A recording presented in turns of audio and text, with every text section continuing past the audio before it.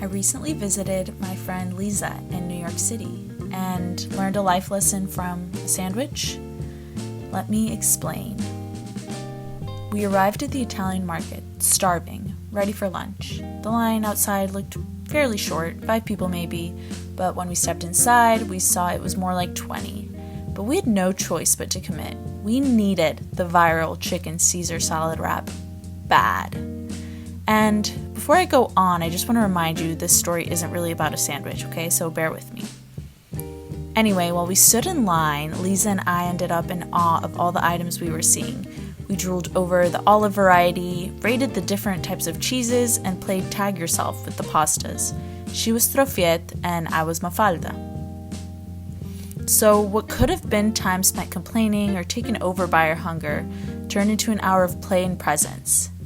And I'd like to think that we single-handedly provided the best entertainment for anyone around us, but that might have just been hopeful thinking.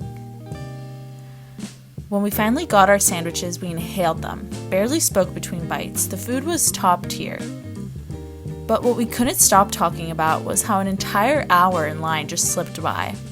Not because we weren't hungry, but because we didn't let the hunger take over the experience. We leaned into the lightness of it instead. We let ourselves be curious about what was around us, laughed at the little things, and just enjoyed each other's company. The truth is, that hour was going to pass no matter what. Whether we groaned about it or made the best of it, the 60 minutes would still be gone. The only real choice we had was our attitude, and that made all the difference. It made me realize how much of life feels like waiting for something to change, to arrive, for the next big thing. But if we practice meeting those in-between spaces with presence and lightness, it starts to become second nature.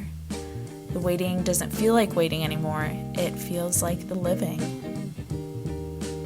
As Alan Watts says it best, the only way to make sense out of change is to plunge into it, move with it, and to join the dance. So the next time you find yourself waiting, what attitude will you bring to it? Will you choose to dance with life? Huge shout out to Milano Meat Market, my friend Liza, and New York City for this profound and a bit silly reminder. Until next time.